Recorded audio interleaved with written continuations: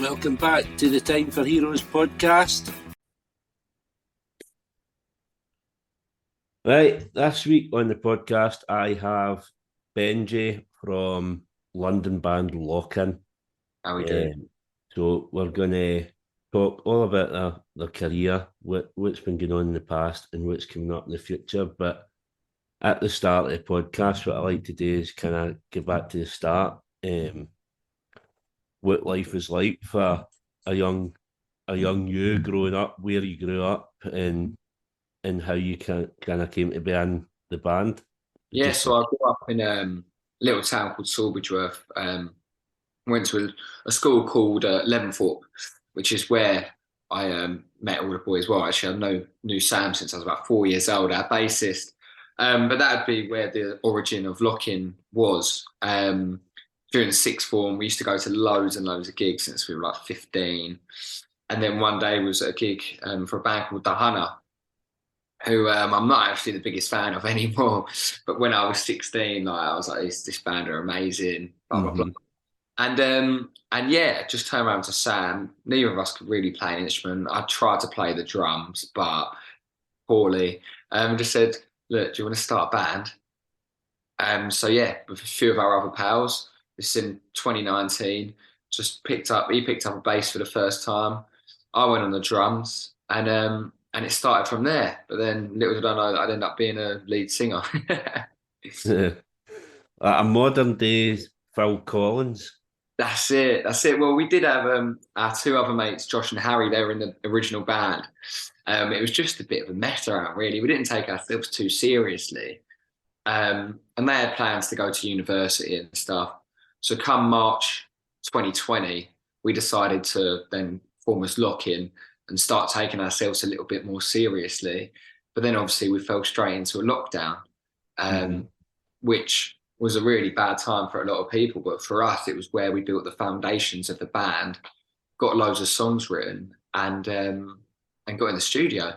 Because as a professional that we are, it was you're allowed to do it. So we went to premises in Hoxton and we're practicing at least 2-3 times a week for about 6 months straight. And I think building the habit of doing that is sort of just, as I say, the foundations of what we've built now. Right.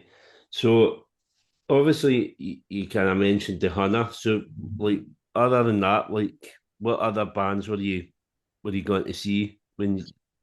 So we were going to see Catfish and the Bottlemen, the Night Cafe, God bless Sean. Who else? Bands like the Wombats and Two Door Cinema Club, Spin from Liverpool, we liked a lot. A band called Sugar Thief at the time. Loads, just really like right in the thick of the indie scene, really like anything to get the crowd going and jumping around. We like them sort of gigs. Yeah, which you can hear in your music. It's the same kind of vibe, the same kind of, it's music to dance to. Yeah, definitely. What's how would you describe your sound firstly as well? Like how would you describe it? It's a tough one because I mean, with this, if we talk about this EP, then it sort of varies song to song, and I think it's a sort of combination of all Lock-In's different sounds. But I think we pride ourselves on that disco dance type sound, and that's where our best songs are, I believe, in the past. But we're starting to touch into a bit more of an indie rock sort of sound as well. Our last track on the EP, He Said, She Said, definitely has that sort of rocky groove to it. But then at the same time, it still has this sort of dancey swing. So I think catchy lyrics are one thing. Anything to sort of like really big hooks, and sort of like ripping guitar riffs that are catchy as well. I think just the catchiness around it is sort of going to draw people in within the first instance, you know? Yeah, I've been listening to you the last couple of weeks, and you have been on my Spotify look constantly, and it's the songs just kind of get burned into your brain. That's good. That means you're doing something right then, eh? How does the songwriting work? Who kind of writes the songs?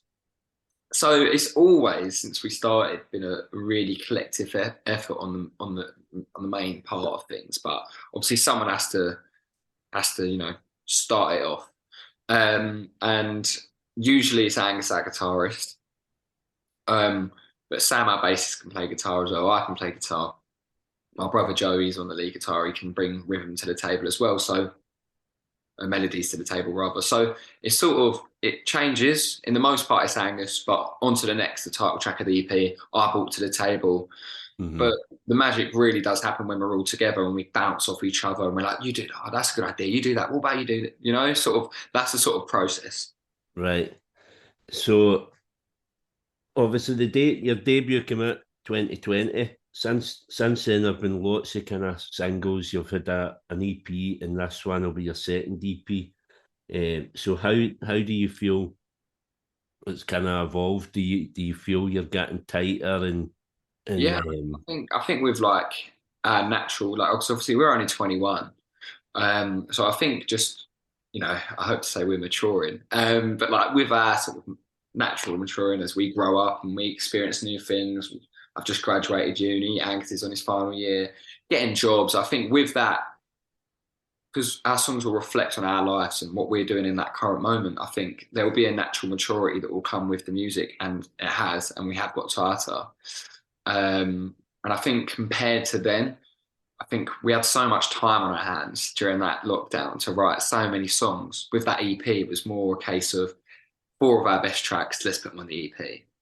Whereas with this one, it's more like we want to build a story. We want to sort of create a sort of, an idea of what we want this EP to look like, what we want it to feel like, what we want the audience to sort of feel off the back of it, compared Mhm. to, oh, that's four catchy tunes that we know are going to grab everyone. Do you understand what I mean? Like, sort of thing. Yeah.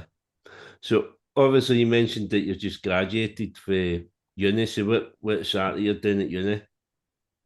So I did film production at Ravensbourne in London, which is couldn't be any further away from music, to be fair. But obviously, again, going back to COVID, I got my given my grades, my predicted grades. So I was like, well, I've got nothing to lose here. I might as well just go uni, and it worked well because I made so many friends that could help us with production of music videos. I learned a lot about editing, so all Hmm. about social media I do myself. Um, and I've got friends that have done the shoot for the EP they're done. Because a big part of our sort of image is the brand and how we look, and I think we take pride on that. We wouldn't want to be just like throwing something out there that we didn't really think about. We like to be thoughtful and think about everything we do.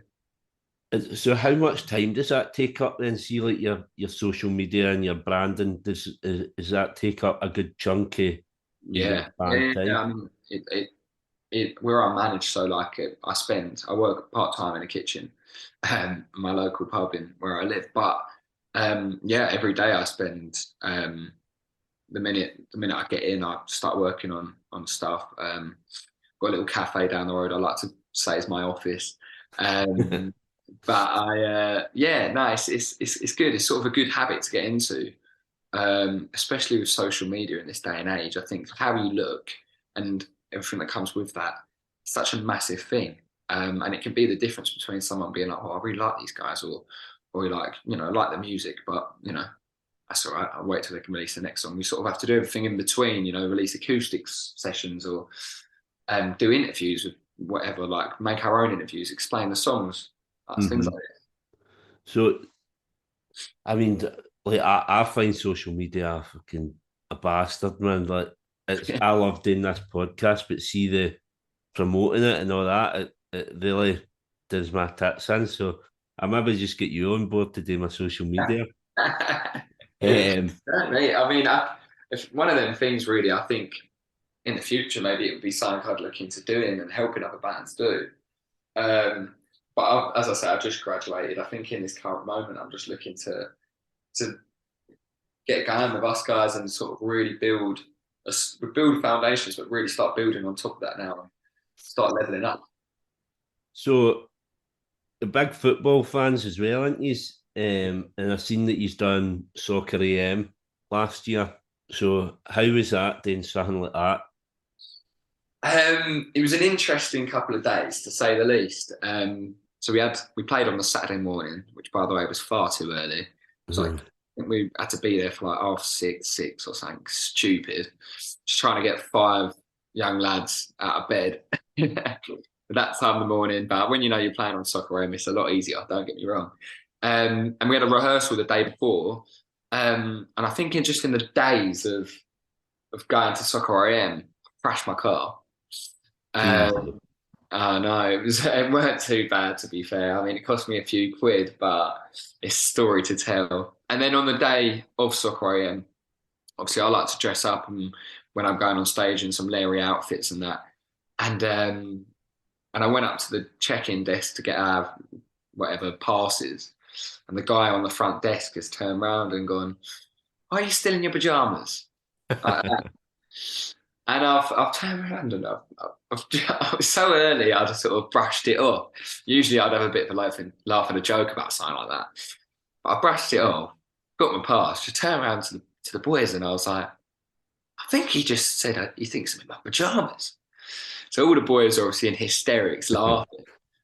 We've gone on to set, said hello to Fenners and Bullard, and I was going to keep it quiet. They've obviously made a few comments. Oh, love the get up, Benj, and all that. Jimmy Bullard, proper East End boy. And the boys have turned around to Fenners and gone, yeah, security, mate. He has said he's still in his pajamas.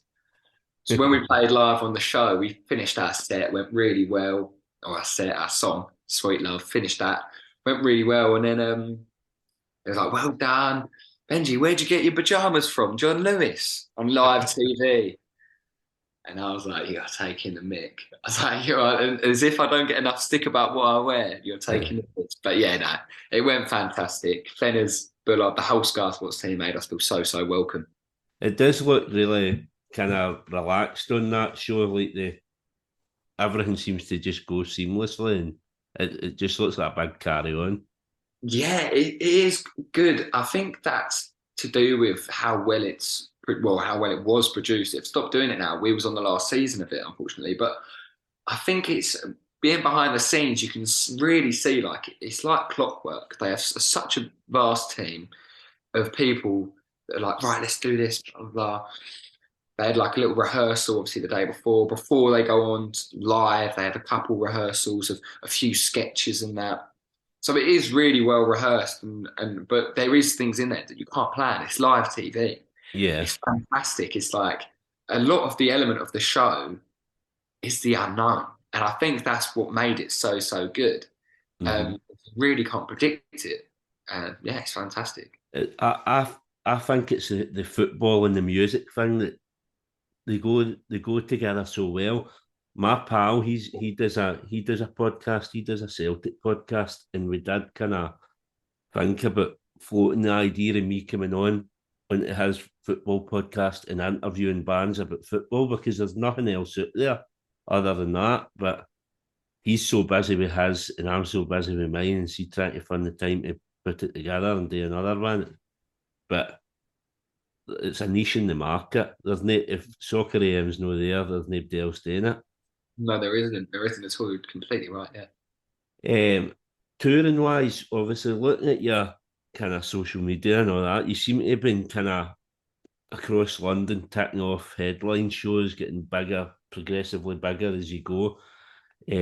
Obviously coming up the end of April, you're playing Lafayette.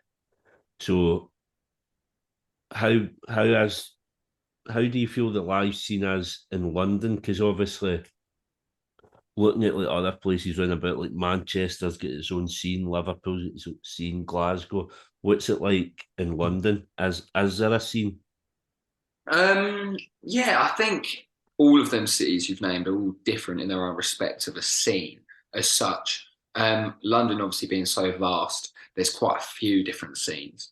And even within guitar music, there's different scenes. Um, so I think there's a venue in Brixton called the Windmill. I think it's called the Windmill, where they have a lot of post-punk bands play there, and that's a scene in itself. Mm-hmm. Bands like Dead Letter, I don't know if you heard of them. Them sort of bands like playing that sort of area. I mean, for us, I wouldn't necessarily put us in the scene, so to speak, But I think because we're from just outside London, our scene and the cult we're trying to build is within that community, and then bringing them into London. And then if you throw that in the mix with people that are already in London, I think that's the base of our scene that we're starting to create ourselves. Because obviously you've got to think in London, you've got a rap scene as well, you've got a pop scene. So it's tough. It's tough to sort of find where you do sit in that market.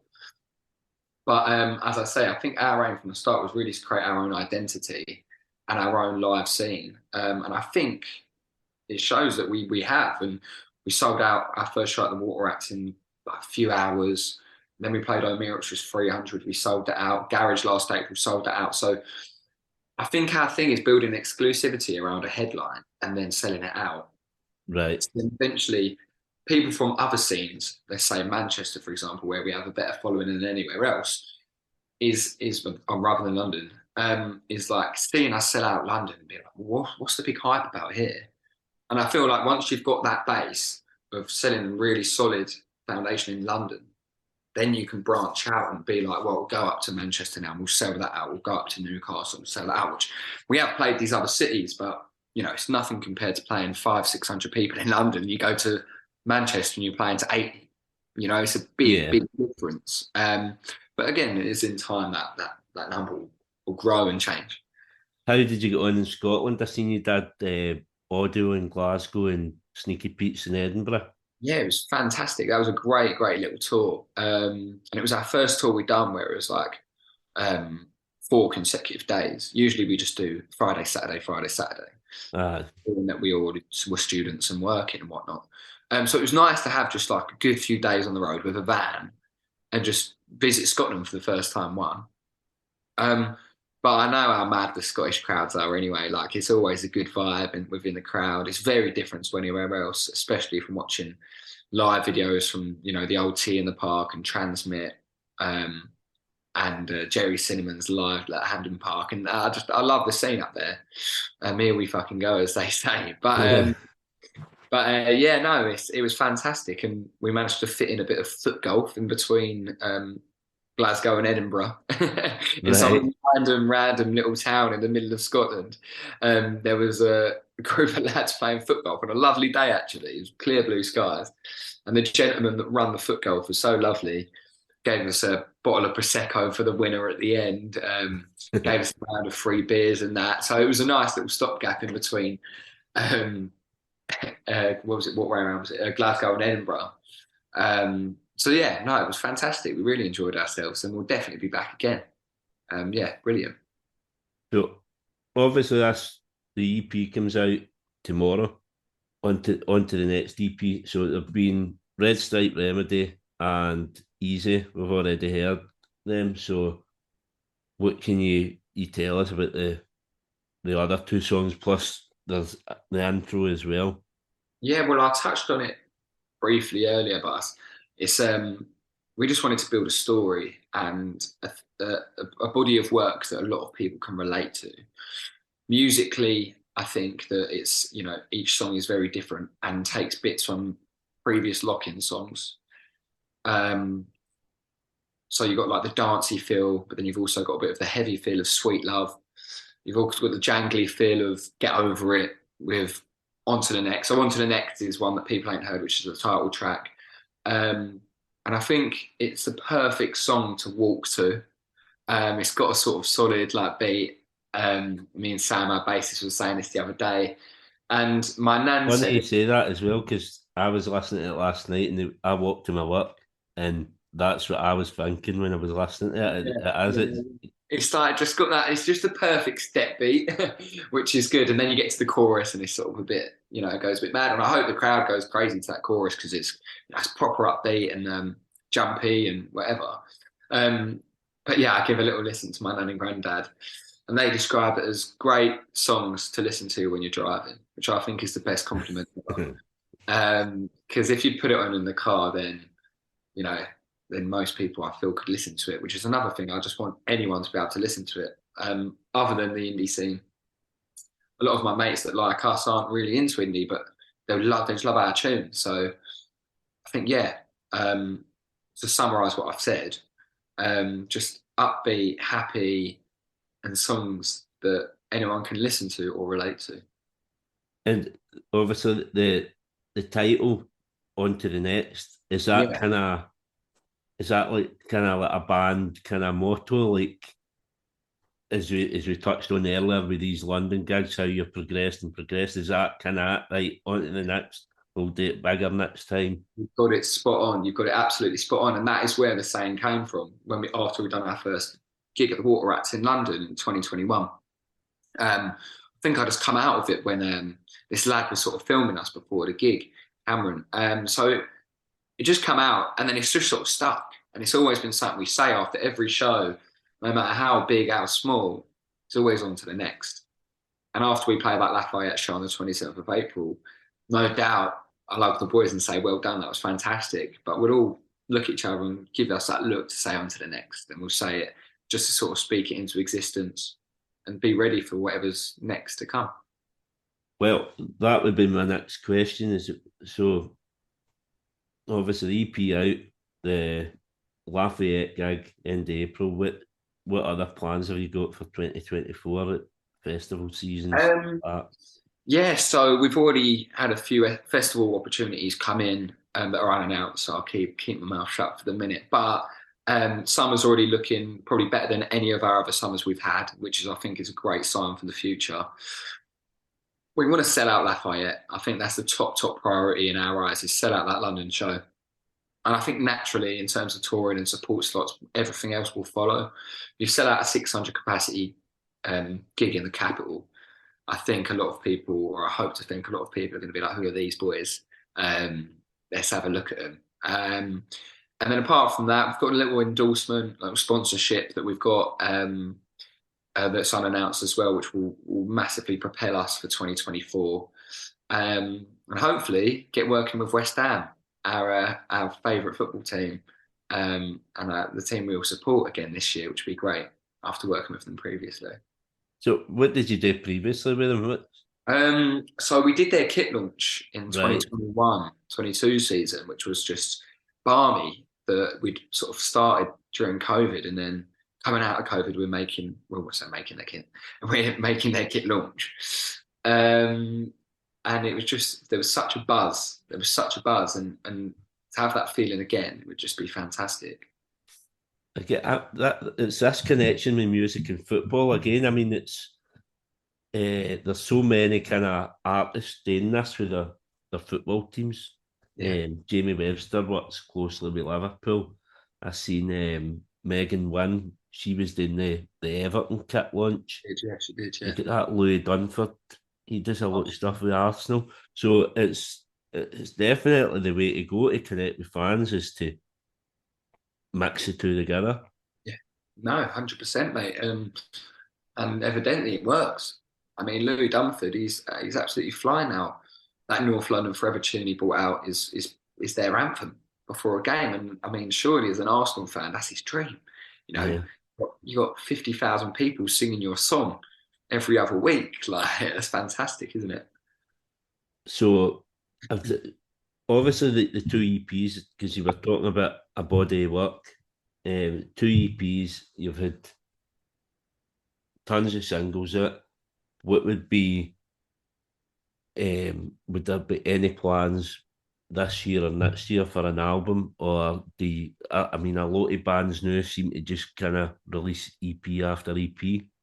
Yeah, I think like in terms of releasing an album as an independent band, I think it's to be honest, financially, it's tough because especially being from in and around the capital, I mean, it's expensive to record music for one, unless you travel elsewhere. But I mean, the aim is always to record an album. You know, it's the end goal or the start of what's to come if you record your first album. You know, you've got to record a second, then haven't you? So I think until that moment where we can sort of comfortably say like we can record an album.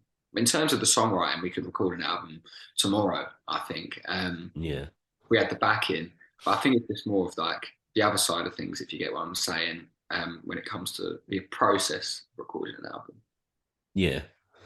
Well, fingers crossed for something kind of next couple of years because um, people need to hear. People would like to hear a body of work. I would imagine. I've always liked an album, but it does seem to be a bit rarer these days. But so I that's about us done then, other than picking some heroes. But before that, obviously, I'll just reiterate.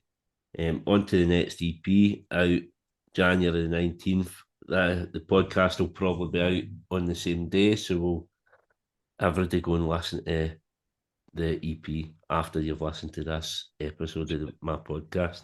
Um, it's fantastic, man. I'm really looking forward to it. I think everybody else will like to hear it. Heroes, obviously, podcast called Time for Heroes. I asked my guests to pick 4 heroes to come for dinner, why they're your heroes, and what would you cook them, just to see how good a cook you are. But if you're saying you work in a kitchen, then I was literally just about to say that, like my part-time job at our local, the Queen's Head, which we call the base of Locking. It's the home of Locking. Sam, our bassist, works behind the bar there as well, and it's where we drink Friday and Saturday night and every other night of the week. um, but yeah, so my heroes. Talked on football, to be fair. So Mark Noble, right, ex-West Ham legend. Well, he's still a legend, but ex-West Ham player. Um, he's my hero because I think just growing up watching football, he's the player that you play in the garden and you think, oh, he's the legend you want to be like, playing for your boyhood club. He's an East End boy from Canning Town, and he's lived the dream of playing for his football team that he played for. I think that's just balmy. Then in terms of what I'd cook him, East End boy, pie mash and liquor. Have you ever had it? No, I haven't. But I mean, I'm down there quite a bit as well. But I've never went near it. I'll need Mate, unbelievable. Pie mash and liquor. If you're coming down these ways and you can venture out of London a little bit, get over to Tony's Pie and Mash in Waltham Abbey. They do the best pie and mash about me. to. And The next time I'm doing, obviously the brother-in-law, he's a West Ham fan. He goes to see West Ham quite a bit. he is, So I maybe kind of blag a ticket off him and come along. mate, you've got to get pie and mash, get all the liquor. There's they've got chili vinegar is called as well. Right. All over it. Oh mate, it's like making me hungry thinking about it. But yeah, no, that's my go-to. That is my go-to. In fact, Tony from Tony's Pie and Mash found out who he was through the kit launch we did at West Ham. Right. And then since then, I've become pally with him, and I go up there for pie and mash and that. We've got some friends that also go there, so yeah, it's nice, fantastic. It's really Yeah, nice. that sounds good, man. Um, who else? Well, I think we should go a bit more music based. Um, I mean, if we're having dinner together, I'd be interested to see Alex Turner in person and just sort of have over a bit of dinner and a couple of beers, see what he's like. I think with some artists, like what they're like on stage compared to what they're like off stage could be two completely different things. Yeah. Albeit he seems a bit more mellow now than what he did when Arctic Monkeys started going.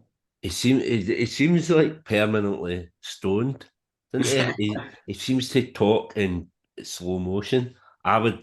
I'm fascinated with the guy. Like he'd be like a dream guest for this podcast. You can't get him to do an interview anywhere. No, you can't. I think he's just a cool bloke, and that's his whole thing. So I think it's fair. Like I think at the end of the day, if that's how you want to be as an artist and a musician or whatever, then I think you do you. And I think that's one thing we've always said is we'll always just be ourselves. I don't think we'd ever want to be an act or try to be anyone we're not. As I say, we're all just 5 mates from school. And I think you can't take that away from who we are as people. And if we do change, and I said earlier about us maturing, we'll only be doing it together anyway. Yeah. And But it's more with that. It's more of an evolution than it's what I mean. It happens gradually, and yeah, it's meant to happen. yeah, exactly. And we always, as I say, we believe in fate and everything else that comes with that. So yeah. But Alex Turner, what would I cook him? What is it? Where? Sheffield. Chips and gravy. Chips and gravy. I don't know if yeah, I wonder how much of that eats over in France. Well, is that where he's based in France? I think so. Well, I know he's well. I don't know if he's France or in America, but I know his girlfriend's French, isn't she? So Oh, is she? yeah. Um, so either chips and gravy if he's at home, and then if not that, I'd with what would we have? French onion soup. Something like that. But I mean, I guess the bloke likes a lot of food. I mean, the amount of tours they've done and they've been all over the world. I bet he's tried so many different types of food that he's probably not too fussy anymore. Yeah. Yeah, Yeah, but definitely a fascinating personality, and I don't think he's ever been picked on the podcast. So oh it's really? a new choice. Obviously, Martin Noble. I can't imagine many people have picked him either. So it's two new choices so far. Yeah. And if we're talking a bit more, keeping the question open, if we're saying heroes in general, I know it's only one, so this makes it a bit tough. But if I said one, I think the rest would follow. So I'm going to say my granddad, and then Brilliant. the rest of the family can come as well. But yeah, no, I think for all of us in the band, I think family is a massive thing, and we've got such a good support network. As I say, we're only 21. All of us still live at home, um, and so without our families, I think the band wouldn't be much. Definitely, they're always pushing us, and they're always, in the early days, it was 100 capacity. They probably took over 50% of the tickets. So, if we didn't sell out that first gig, God knows if we'd have got a second. Right. So I think I was saying my granddad, but when I mean that, I just mean all our families in general, and all our grandparents and stuff. Because without them, we wouldn't be here anyway. Exactly, mate. This is the thing as well. That again, very few people on the podcast pick family members, and it's surprising to me because everybody needs that support network that you're talking about. So, like that support network, obviously, you mentioned the pub that you all drink in and you work in. So, when you go further afield to these gigs, do you take this full pub with you? Um, I think in bits and bobs of the crowd do follow us. So when we played Glasgow, we had a couple pals that come up for the weekend.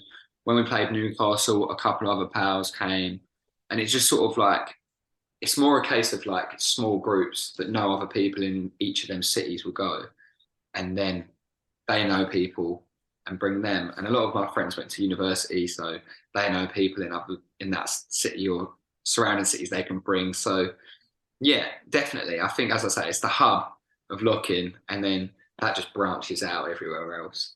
Right, So the lock-in headquarters. Locking, it is Locking HQ. Could be a good idea for a bit of content, actually. That.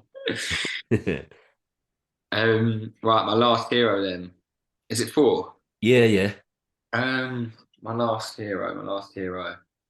Um, I said Alex Turner, who's probably my growing up and still is sort of musically. I think in the last few years, maybe Sam Fender. Um, I didn't pick what I'd feed my family, did I? no, Oh, if all the family had come round, I'd say roast dinner. Roast dinner. I think right, that's a solid one because then, then that means roast dinner's a family thing, isn't they? Like you got yeah. Christmas dinner, So about we're getting everybody on the table in exactly, and it'd be a bloody big table if I had all of them there, and it. all the other boys' families as well. But yeah, that'd be the grandparents would be roast dinner, and then maybe like musically again, I'll draw into the music in the last few years. Maybe Sam Fender. I don't think musically we take a lot of inspiration or from his stuff. I don't think we sound much like him um, in terms of like musically that much. But I think it's just his growth and his climb in the last four years. It's brilliant for guitar music. Yeah, It's seeing someone that actually came from the bottom. Didn't have money, chucked it and buy industry. Um, was an industry plant, has no real connections to the music industry, getting number one albums Yeah. is fantastic, and it's just brilliant for us and so many other bands. Um, so yeah, I'd say Sam Fender. I think he's a ledge, and I love the fact that he just like that interview he did with BBC where he was just severely hungover. He's just he's just him. He is just him. He's just a Geordie lad. I, And I didn't get it at first. Obviously, I get right into him last year, but like he's been massive for a good few years. Um, and I didn't really get it. I didn't know what people were getting on about. And then I think I heard the K's covering one of his songs, and that's what got me into him. And like the last 6 months of last year, man, he was one of the ones never off my Spotify. He's kind of like a British Bruce Springsteen, I think. He's got yeah, that and he kind of does. vibe. He takes a lot of influence from Bruce Springsteen as well, and he's said it before. I think they even managed. Did they play together live? Did they? I think he might have when he played Hyde Park. I don't know, but I know he is his hero. That's who he'd take for dinner for sure. See, I mean, that's really interesting. I just kind of took that for what I'd heard from him, but I've never heard any interviews. So I've never heard him speaking about things like that. I mean, obviously, he's kind of came for the same sort of thing, where working in pubs and that's where he was discovered, and so it's kind of the same vibe as yourselves, really, isn't it? Yeah, which is why I find it probably most inspirational. Um, just a normal lad, and especially like we're fortunate enough. I mean, he's a working class lad. We're not, and get that straight. So I can't like on that level of things. Like he speaks a lot in his songs about his background and where he's come from. So I think again, even that is adds to it as well. The fact that he didn't have a lot, and now he's absolutely flying. Yeah, and it's good to see um, Newcastle on the map because they've not really up until Sam Fender, there wasn't really much coming out of there musically. And since No, then, we've I had mean, I feel like Andrew Cushion's coming out.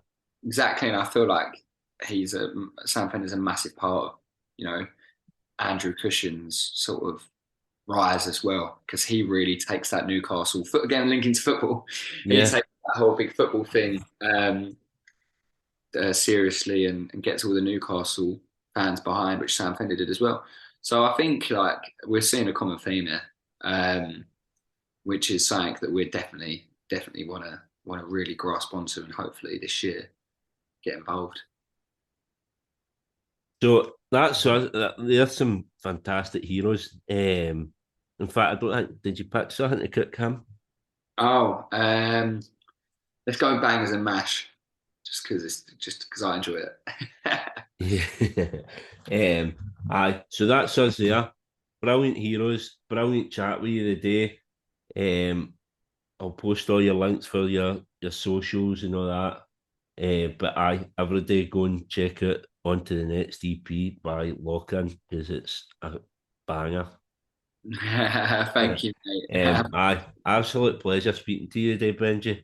And Martin, you're a legend, mate. Thank you. Thank you for supporting the up and coming indie scene as well. Without people like you, we wouldn't have the platform. So you're a ledge for that. brilliant. Thank you very much. No worries. I hope you all enjoyed this episode of Time for Heroes podcast. If you would like to get in touch, the best way is on the Facebook page, Time for Heroes podcast, or on Instagram at Time for Heroes podcast, or Twitter at Time for Heroes P1, or drop me an email at timeforheroespod@gmail.com. You'll find Time for Heroes on all podcast platforms, including Spotify, Apple, Google, and Amazon. Please leave a review where you can, share with others, and more importantly, enjoy.